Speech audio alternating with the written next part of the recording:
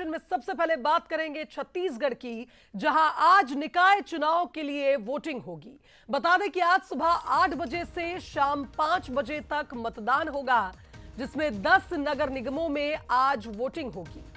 49 नगर पालिका परिषद के लिए आज मतदान होगा, तो वहीं एक साथ महापौर, अध्यक्ष और पार्षद पद के लिए जनता मतदान करेगी।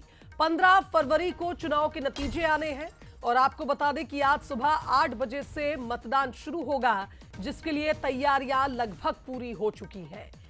अति संवेदनशील पोलिंग बूथ पर लगातार पुलिस मुस्तैद है और आपको बता दें कि इस बार चुनाव की तैयारियां काफी लंबे वक्त से चल रही थी और जनता से भी दिग्गजों ने अपील की है कि इस बार ज्यादा से ज्यादा मतदान हो और उससे आप अपनी शहर सरकार को चुनें। एक साथ महापौर, अध्यक्ष और पार्षद पद के लिए आज मतदान होगा। वहीं आपको ये भी बता दें कि मतदान दलों की रवानगी कल हो गई थी और उस दौरान पुलिस बल को भी भेजा गया था ताकि किसी भी प्रकार की कोई भी अप्रिय स्थिति पोलिंग बूथ पर ना बने। खास करके नक्सल प्रभावित क्षेत्रों में मतदान सही ढंग से हो, इसको लेकर भी विशेष तैयारियां की गई है। तो 10 नगर निगमों में आज वोट डाले जाएंगे और कुल मिलाकर यह कहा जाए कि आज होने वाले मतदान की शुरुआत सुबह 8 बजे से होगी, शाम 5 बजे तक वोट डाले जाएंगे और 15 फरवरी को नतीजे सामने होंगे। तो देखिए, महापौर की रेस में रायपुर से मीनल चौबे और दीप्ति दुबे आमने सामने हैं। बिलासपुर में पूजा विधानी बीजेपी की ओर से, प्रमोद नायक कांग्रेस की ओर से चुनावी मैदान में है। अंबिकापुर में मंजूषा भगत और अजय तिर्की के बीच सीधा मुकाबला है, तो चिरमिरी में राम नरेश राय और डॉक्टर विनय जायसवाल चुनावी मैदान में है। राजनांदगांव की बात करें, मधुसूदन यादव, निखिल द्विवेदी के बीच कड़ी टक्कर है, तो वहीं दुर्ग नगर निगम में अलका बागमार और प्रेम लता साहू आमने सामने हैं। कोरबा में संजू देवी राजपूत, उषा तिवारी, दोनों ही महिलाएं चुनावी मैदान में। धमतरी में बीजेपी की ओर से जगदीश रामू रोहरा, लेकिन कांग्रेस की ओर से नामांकन रद्द हो गया था। जीवर्धन चौहान रायगढ़ से जानकी काटजू के सामने चुनाव लड़ने के लिए और जगदलपुर में संजय पांडे के खिलाफ मलकीत सिंह गेंदू कांग्रेस की ओर से चुनावी मैदान में। 10 नगर निगमों में आप देख सकते हैं महापौर के ये प्रत्याशी, जिनकी किस्मत का फैसला जनता को करना है और आज मतदान का दिन। कुल मिलाकर ये कहा जाए कि कहां किसका कब्जा है, ये भी आप देखिए। पिछले अगर हम नगरीय निकाय चुनाव की बात करें तो लगभग सभी जो नगर निगम है, सिर्फ जगदलपुर को छोड़ के, जहां पर कांग्रेस का दबदबा था। और कुल मिलाकर यह कहा जाए कि लगभग यही एक समीकरण होता है जिसकी सरकार राज्य में होती है, प्रदेश में जिसकी सरकार होती है, मुख्य रूप से शहर सरकार भी उसी की होती है। इस फॉर्मेट पे ही छत्तीसगढ़ में चुनाव देखे गए हैं, लेकिन इस बार जनता क्या करती है, किसे वोट देती है, क्या बीजेपी के पक्ष में ही सभी वोट जाएंगे? ऐसे तमाम सवाल हैं जिनके जवाब तो 15 फरवरी को मिलेंगे, लेकिन आज जनता को चुनना होगा कि जनता अपने जनप्रतिनिधि को चुनने के लिए किन वादों पर भरोसा करती है, क्योंकि वादे दोनों ही राजनीतिक दलों ने किए हैं। और आप देखिए, जहां बीजेपी की ओर से खुद मुख्यमंत्री मैदान में उतरे थे प्रचार के लिए, तो वहीं कांग्रेस की ओर से पीसीसी चीफ दीपक बैच ने भी चुनावी प्रचार में कोई कसर नहीं छोड़ी। आज शहर सरकार के लिए मतदान का दिन है और देखना होगा कि जनता किसे वोट देती है, किस पर अपना आशीर्वाद देती है।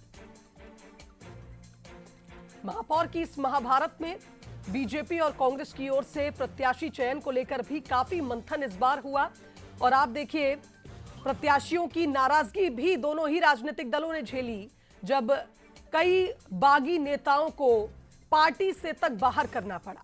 रायपुर, बिलासपुर, अंबिकापुर सहित 7 निगम तो ऐसे हैं जहां कांग्रेस को बागियों का सामना करना पड़ा। और आप देखिए, निश्चित तौर पर इस बार के चुनाव दिलचस्प थे, क्योंकि न सिर्फ कांग्रेस बल्कि भारतीय जनता पार्टी में भी प्रत्याशी चयन के बाद कई बागियों को पार्टी से बाहर करना पड़ा। तो कुल मिलाकर 5000 से ज्यादा पोलिंग बूथ पर आज जनता को पहुंचना है, मतदाताओं को पहुंचकर यहां मतदान करना है। और यह भी बताया जा रहा है कि कई ऐसे पोलिंग बूथ हैं जहां विशेष तैयारियां की गई। इस बार अगर आप देखें तो महिला वोटर्स काफी ज्यादा संख्या में है और ऐसे में माना जा रहा है कि इस बार महिलाएं ही मुख्य रूप से शहर सरकार पर फैसला करेंगी। चलिए, बस्तर ब्यूरो रजत वाजपेयी हमारे साथ लाइव जुड़ रहे हैं, उनका रुख करेंगे। रजत, अगर जगदलपुर की बात करें तो मुख्यमंत्री विष्णुदेव साय जब यहां रैली करने पहुंचे थे तो उन्होंने सभी से अपील की थी कि शहर सरकार चुनने के लिए लोगों को मतदान करना होगा, आगे आना होगा, घबराना नहीं है, क्योंकि लाल आतंक के खिलाफ भी ऑपरेशन जारी है। और इस बार शहर सरकार के लिए लोगों से मुख्यमंत्री की यह अपील निश्चित तौर पर कारगर साबित होगी अगर यहां पर मतदान प्रतिशत बढ़ता है। मतदान का प्रतिशत इस बार बढ़ेगा, क्योंकि जिस तरीके से तैयारियां की गई हैं, जिस तरीके से लोगों को जागरूक करने की कोशिश की गई है, ये उम्मीद बनती है कि पिछले बार की तुलना में इस बार वोटिंग परसेंटेज अधिक रहेगा। इसके अलावा अगर बात करें तो आने वाले 5 सालों तक वो लोग जो शहर विकास को लेकर के योजनाएं बनाएंगे, जिनके पास ये जिम्मेदारी होगी, उनको उस बात को लेकर भी लोगों में एक जागरूकता जैसी स्थिति देखने को मिली है। और ये नजर आ रहा है, चाहे युवा हो या नए मतदाता हो, फर्स्ट टाइम वोटर्स हो या फिर महिला पुरुष, सभी लोग जो है मतदान को लेकर, इस चुनाव को लेकर काफी उत्साहित नजर आ रहे हैं। जगदलपुर में जो बेसिक जो शिकायतें हैं, धूल की समस्या है, इसके अलावा ट्रांसपोर्ट नगर ना होने के कारण जो गाड़ियों का जो काफिला यहाँ खड़ा रहता है वाहनों का, उसकी वजह से जो हादसे होते हैं, इसके अलावा पार्किंग की व्यवस्था, शुद्ध पेयजल की व्यवस्था, इस तरीके की जो शिकायतें हैं, इसके निवारण की उम्मीदें हैं। और इन्हीं उम्मीदों के साथ आज लोग जो है 8 बजने के साथ ही वोट कास्ट करना शुरू करेंगे। ये मतदान केंद्र है, 3 कक्ष यहाँ बनाए गए हैं और कुछ ही देर में भाजपा के प्रदेश अध्यक्ष अपने पूरे परिवार के साथ इसी केंद्र में पहुंचेंगे और अपना वोट जो है वो डालकर न केवल भाजपा प्रत्याशी के पक्ष में माहौल बनाने की कोशिश करेंगे, बल्कि उन 48 वार्ड में जो बीजेपी के जो लोग हैं, जो पार्षद पद के लिए अपना नॉमिनेशन जिन्होंने फाइल किया है, उनके लिए भी वे माहौल बनाने की कोशिश करेंगे। लोगों से अपील करेंगे कि वो उनके पक्ष में मतदान करें, ताकि आने वाला जो 5 साल है ये शहर विकास के लिए काफी महत्वपूर्ण साबित हो सके। ट्रिपल इंजन की सरकार बन सके। 2 इंजन पहले से लगे हुए हैं, तीसरा इंजन लगाने के लिए लगातार बीजेपी के लोग कोशिश कर रहे हैं। कुछ ऐसी ही कोशिश करते हुए कांग्रेसी भी दिखाई दे रहे हैं और मुख्य मुकाबला यहाँ बीजेपी और कांग्रेस के बीच होना है। हालांकि कहने को तो 5 प्रत्याशी हैं महापौर पद के लिए चुनाव में, लेकिन मुख्य मुकाबला बीजेपी और कांग्रेस के बीच में ही होना है। ऐसे में देखना दिलचस्प होगा कि आज कितने फीसदी लोग घरों से निकलकर मतदान करते हैं और उसके बाद 15 तारीख को जब वोटों की गिनती होगी तो यह स्पष्ट होगा कि आने वाले 5 सालों के लिए कौन सा वो दल होगा जो महापौर और साथ में शहर विकास के लिए पार्षदों के रूप में अपनी भूमिका का निर्वहन करने जा रहा है। बेसिक एमिनिटीज का जो लगातार शिकायतें मिल रही हैं, उसको लेकर के जो दोनों ही दल के प्रत्याशी उन्होंने अपनी बात मतदाताओं के बीच में रख दी है। इस तरीके से किस विजन के साथ वे आने वाले 5 सालों में शहर विकास को लेकर के सतत प्रयासरत रहेंगे, इस बात को लेकर के लगातार लोगों के बीच में अपनी बात रखी। मुख्यमंत्री का रोड शो हुआ। इसके अलावा आपको बताऊं, दोनों ही दल के जो प्रदेश अध्यक्ष हैं वो बस्तर से आते हैं। केदार कश्यप ने पूरी ताकत झोंकी हुई है, वन मंत्री हैं। ऐसे में दिग्गजों की साख भी जो है वो इस चुनाव के साथ दांव पर लगी है और कोशिश ये हो रही है कि अपने जो उनके जो प्रत्याशी हैं, उनके पार्टी के लोग हैं, अधिक से अधिक संख्या में जीत कराएं, ताकि उनकी साख जो है वो बरकरार रह सके। इसके अलावा अगर बात की जाए मतदाताओं की, तो इस बार पिछले 5 साल पहले की तुलना में काफी अधिक जोश दिखाई दे रहा है। कुछ युवा मतदाता जुड़े हैं। 1,04,36 कुल मतदाता हैं। 124 मतदान केंद्र शहरी क्षेत्र में बनाए गए हैं। जगदलपुर संभाग का इकलौता नगर निगम है।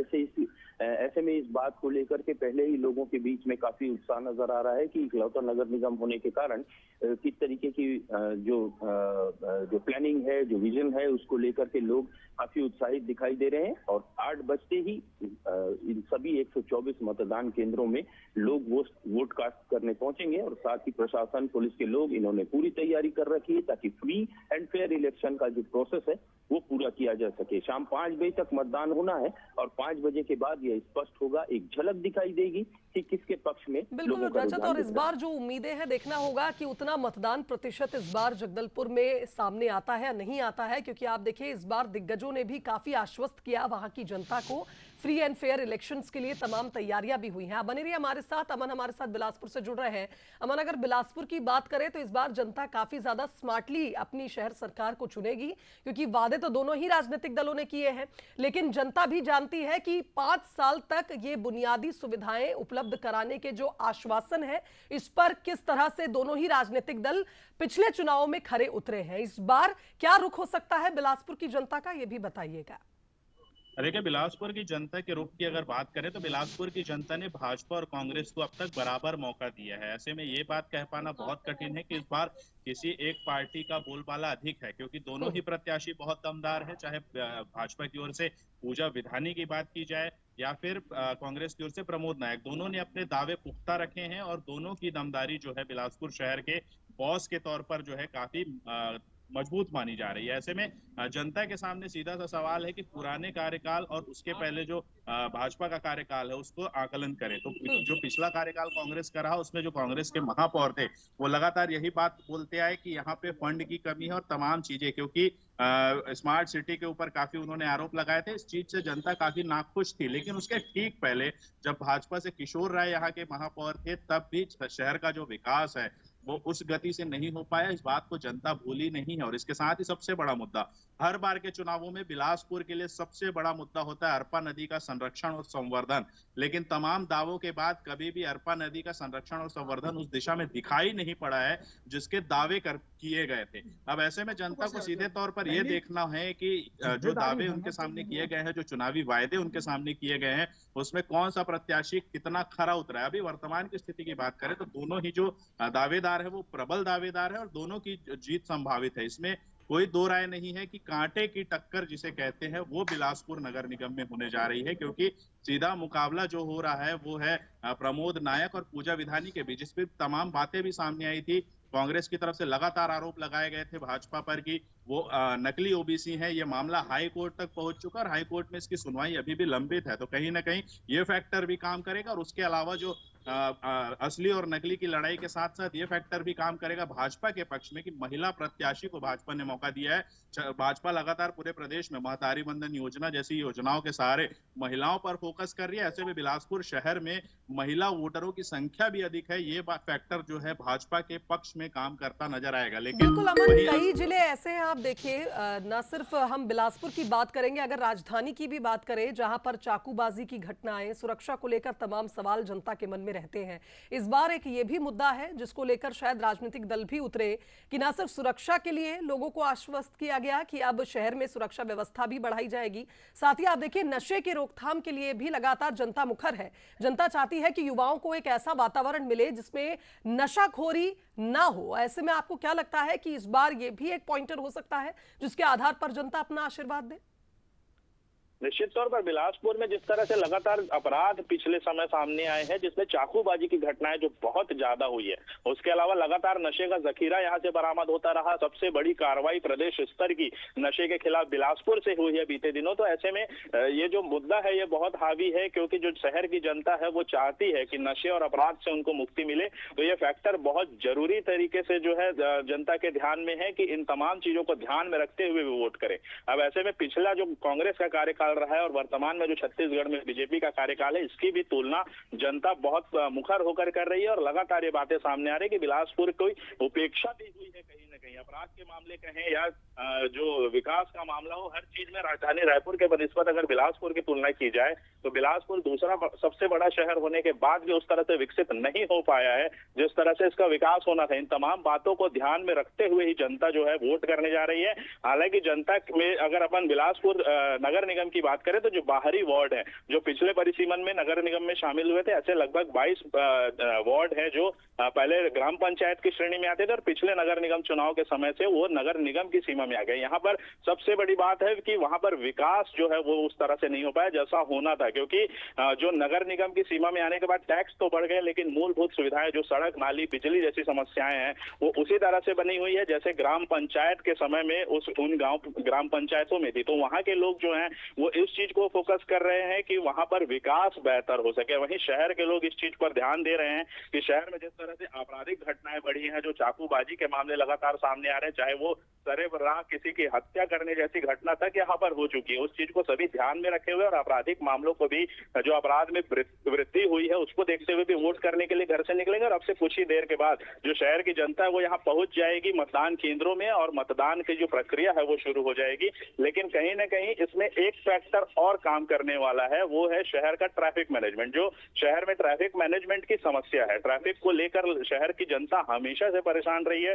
कई इसके लिए कवायदे की गई, लेकिन उसका जिस तरह से प्रतिसाद मिलना था, जो उसका प्रभाव पड़ना था, उस तरह से दिखाई नहीं पड़ा। बहुत सारे मल्टी लेवल पार्किंग भी बनाए गए, कई रास्तों को डाइवर्ट किया गया। पार्किंग की सुविधा जो पुराने शहर में है, गोल बाजार, सदर बाजार और जूना बिलासपुर जो एरिया है, यहाँ पर मुख्य मार्ग शहर का होकर गुजरता है, लेकिन फिर भी उस तरह से जो ट्रैफिक मैनेजमेंट की सुविधा है वो वहां पर नहीं मिली। और मेजर जो वोटर्स है सबसे ज्यादा वो पुराने शहर से आते हैं। ऐसे में वहां से जो है ट्रैफिक मैनेजमेंट एक उनके लिए बहुत बड़ी समस्या है, क्योंकि उनको रोजमर्रा के कामों में घर से निकलने, घर जाने के लिए ट्रैफिक से जूझना पड़ रहा है। वहीं अगर बाहरी क्षेत्रों की बात करें तो विकास वहां पर मुद्दा होने वाला है। इसके साथ ही यहाँ पर जो युवाओं के लिए जिस तरह से नशे के गिरफ्त में जा रहे हैं, तो युवाओं के पक्ष में अगर युवाओं की दृष्टि से देखें तो सबसे बड़ा मुद्दा ये भी हो सकता है कि जो नशे का कारोबार यहाँ बढ़ा है, नशे के कारोबार के तहत अगर हम बात करें तो गांजा और इंजेक्शन और नशीली टैबलेट्स, चीजों की सप्लाई यहाँ बहुत बेतरतीब तरीके से बढ़ी, इसके ऊपर कार्रवाइयां भी की गई हैं। लेकिन फिर भी कुछ इलाके ऐसे हैं जहां पर ये बिजनेस जो है बहुत तेजी से बढ़ा है और बहुत सारे लोग तो ऐसे भी हैं जो इसके बिजनेस के सारे करोड़पति बन गए, उन पर कार्रवाई भी की गई है। लेकिन उन कार्रवाइयों के बाद भी जो नशे का कारोबार है वो शहर में थमने का नाम नहीं ले रहा है। तो ऐसे में बहुत सारे महत्वपूर्ण मुद्दे हैं, जिसमें शहर की साफ सफाई भी शामिल है, शहर की बिजली व्यवस्था भी शामिल है, शहर की सड़कें भी शामिल है। बिलासपुर के अगर इतिहास की बात करें तो बिलासपुर को खोदापुर के नाम से जाना जाता था।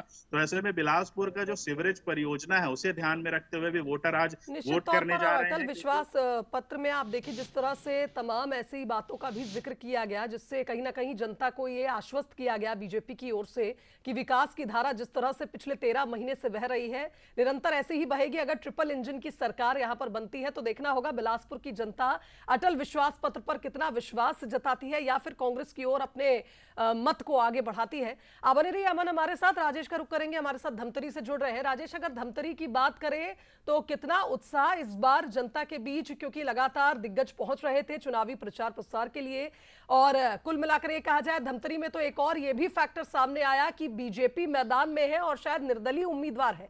कांग्रेस की ओर से यहां एक उम्मीदवार भी नहीं है महापौर की रेस में। तो क्या कुछ बदल सकता है इस बार धमतरी में चुनाव में? जी बिल्कुल शुभांगी, बता दूं कि छत्तीसगढ़ प्रदेश की सबसे पुरानी नगर निकाय में से एक है धमतरी निकाय। 144 साल का पुराना इसका जो है इतिहास है, और शायद इतिहास में पहली मर्तबा ऐसा है कि इस चुनाव में जो है कांग्रेस का महापौर प्रत्याशी मैदान पे नहीं है। तो सीधा माना जा सकता है कि भारतीय जनता पार्टी के जो उम्मीदवार है महापौर के जगदीश रामू अरोड़ा, उनकी राह काफी आसान है। हालांकि जो 8 और प्रत्याशी जो है वो मैदान पे, जिसमें जो है लोग बीएसपी के भी हैं और छत्तीसगढ़ लोकसभा के भी है। तो ये टोटल कुल मिला के जो 8 अभ्यर्थी हैं निर्दलियों के साथ उनकी सीधा जो है टक्कर है। और अभी मैं खड़ा हूँ बूथ क्रमांक 4 में और 5 में, जहां पर पूरी जो है मॉक ड्रिल की तैयारियां हो चुकी है। 40 वार्डों वाला जो धमतरी नगर निगम है, जहां पर जो है आज जनता अपने मत का प्रयोग करेगी और यहीं पर जो है अब मॉक ड्रिल की प्रक्रिया भी शुरू हो चुकी है शुभांगी। और बात की जाए राजनीतिक समीकरण की, तो कहीं ना कहीं इसको लेकर भी जिस तरह से कयास लगाए जा रहे थे कि इस बार जो है काफी रोचक चुनाव होगा, लेकिन जो है भाजपा के ही प्रत्याशी पर मैदान पे है और कांग्रेस के नहीं है, तो एक तरफा कहीं ना कहीं देखा जा रहा है। हालांकि जो है निर्दलीय कुछ टक्कर देते दिखाई दे रहे हैं। मॉक ड्रिल की प्रक्रिया दिखाना चाहूंगा, सीधी तस्वीरें हैं कि मॉक ड्रिल की प्रत्याशियों के अभ्यर्थियों के सामने जो है मॉक ड्रिल पूरी चालू हो चुकी है। तकरीबन जो 40 वार्ड है उसके लिए राशि बूथ बनाए गए हैं और ये पूरी तैयारी निर्वाचन द्वारा कर ली गई है। पीठासीन अधिकारियों के साथ जो अभ्यर्थी यहाँ पर अब पहुंचना चालू हो चुके हैं। 8 बजे तक ये पूरी कवायद होगी अभ्यर्थियों के साथ, और उसके बाद जो है मतदान जो है पूरी तरह से चालू हो जाएगा और 40 वार्डों के लिए घमासान यहाँ पर मचेगा। जिले की बात करूँ तो जिले के 5 नगर पंचायत वहाँ भी इस तरह की स्थिति है, जहाँ पर जो है आज सभी लोग जो है बढ़ चढ़कर अपने मत का प्रयोग करेंगे। पिछली बार की अगर बात करूं मतदान की, तो 80% मतदान था। तकरीबन 73,033 जो है मतदाता है धमतरी नगर निकाय में। तो उसमें जो है महिलाओं की संख्या 38,000 के आसपास है। तो महिलाओं की यहाँ पर एक जो है बड़ी संख्या है। तो माना जा सकता है कि पहली जब सुबह 8 बजे से मतदान चालू होगा तो इसमें सबसे ज्यादा जो है महिलाएं और पुरुष भी है वो आएंगे, क्योंकि सुबह को ही मतदान का प्रतिशत काफी बढ़ता है। तो इसको लेकर मॉक ड्रिल हो चुका है और 8 बजे जो है अब मतदान पूरी तरह से चालू हो जाएगा। यानी राजेश, धमतरी में भी तैयारियां पूरी हैं और निश्चित तौर पर अब आप देखिए काउंटडाउन भी शुरू हो चुका है। आधे घंटे का वक्त शेष है जिसके बाद मतदान शुरू होगा। फिलहाल आप तीनों बने रहिए हमारे साथ और भी अपडेट आपसे लेंगे। यहाँ